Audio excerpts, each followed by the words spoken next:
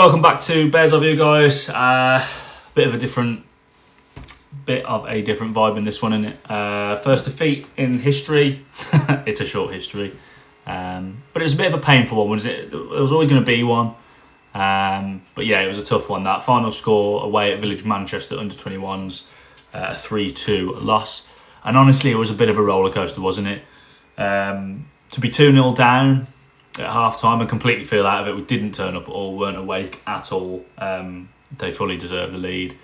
But to show that character to come out the second half and get level so quickly, and to really take it to them and dominate, but then to lose it like that, like we did late on, it's always going to be a tough one to swallow.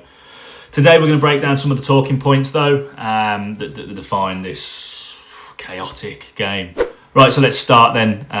The massive undeniable positive from this game, and all the others to be honest, Captain Jordan Turley. Once again, he's the best player on the pitch, for us at least. He got 2 assists, dragged us back into the game, and we were dead and buried 2-0 down. Statistically, he's our man of the match. I test as man of the match. Honestly, I always ask for your opinions at the end of the videos. There's no debate on this. He has to be our man of the match for what, the second or third game running? Is it all of them? I think it was.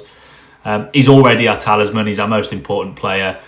It's only 3 games in, but it already feels that way, and it, you know, everything good we do goes through him. And he's also got the spirit and the sort of character to pick the team up and drag them forward when they're struggling, which is what you need from your top man. So yeah, great performance from him again. But his performance highlights the big frustrating theme, or the other theme that's come out of every other match so far, or all 2 of them. And it's wastefulness. It's frustrating.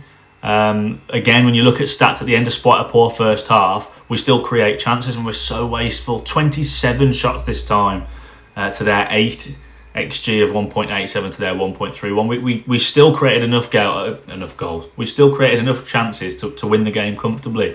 And on the balance of it, based on that, I know it's not all about stats and XG and everything. And again, it was a poor first half, but we still create chances. And we're just not taking them, and that's the bottom line of it. To have so much play and still come away with a loss, it is a worry, and it's going to happen sometimes. Let's not get too excited, but this is becoming a pattern now. We're creating chances. The system seems to be working. The players are working, and we're not putting it in the back of the net, and that that's a problem. And that leads to some big questions, doesn't it, about the management of the game. We stuck with the 4-4-2, and it's worked so far, and you could argue it worked again for us. But when we're 2-0 down, should we change it sooner? Now the big team talk clearly worked, because the lads came out absolutely firing and got it back 2-2 just over 10 minutes. So it's an incredible fight back. The biggest question for me though, and I think by most of the fans watching, would have been substitutions. We're 2-2 by 58th minute, but then pushed for a little bit after that. But the momentum seemed to die down, and the game, we were just going through the motions. And it was one of those where after a while it sort of looked like, well, we've not taken a chance whilst we've got the flow behind us. It's not going to come now. And would even just some fresh legs have changed it then? I'm not asking the manager to change his shape or anything, but you just felt like could a Garrido or something have come on, just someone with some fresh legs and injected a bit of pace and a bit of a spark into the game. I think that's probably the first big tactical question mark against Martyn Lee, is that he's waited so late to make any change at all in terms of personnel, when the lads were clearly struggling to make enough happen.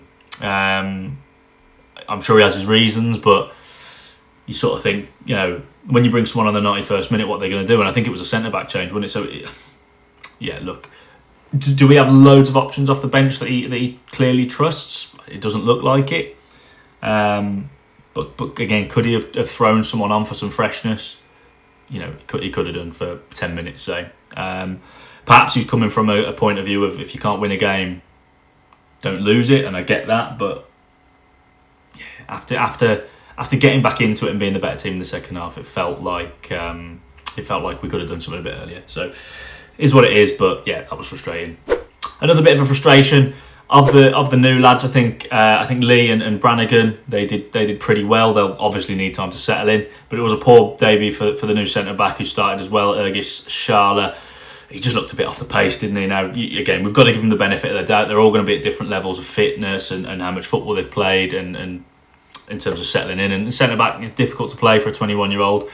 and he hasn't played loads of football, so he'll need time to settle in. But it was a tough start for him, so hopefully we'll see better from him next time out. Finally, that winning goal. Look, we've got to talk about it. It is a sucker punch to get back to 2 each and then lose it that late on, but that's it. And sometimes you've got to hold your hands up. It's an unbelievable volley, absolute worldies. There's not really much we could have done about it. At least it wasn't a mistake, I suppose. You just got to take it on the chin. But I think it's the hope that kills you. You know, that eternal phrase. Bit despondent. But what does it all mean? Look, it keeps us in 5th place. We're still right up there. There's not a lot of difference between the teams in terms of the points tallies. And if we win our game in hand, some of the teams will be up there with them as well. So after only 3 games, there's no need to panic. We learnt the team's got a bit about them in terms of fighting back, and we know, or we already thought we knew, and I think we do now, that Jordan Turley is our main man. And if we can just add some goals, some ruthlessness, and it's not like you have to be an absolute, you know, your percentages don't even have to be ridiculous. It's just we create plenty of chances. We just need someone to stick them in the net and we'll be away. That's really it from me. I mean, it's the same as before, isn't it? We haven't got a load to go on, and it's the same themes. It's just that this time we've come out on the wrong side of it. What do you think, guys? I mean, are you worried about the finishing? Is Brannigan the answer? You know, do we just need to give him a bit of time? Was it just one of those days? Even is it not even as big an issue? I'm keen to think what you think on the subs, though. I'd like to hear about that, because that just felt too late, didn't it? From anyone's, in anyone's opinion, any game state, whatever, could have freshened it up. But make sure you subscribe, hit the like, notification bell, all of that sort of stuff. And we can only bounce back in the next game. Next preview will be up soon. Until then, catch you later, and up the Bears.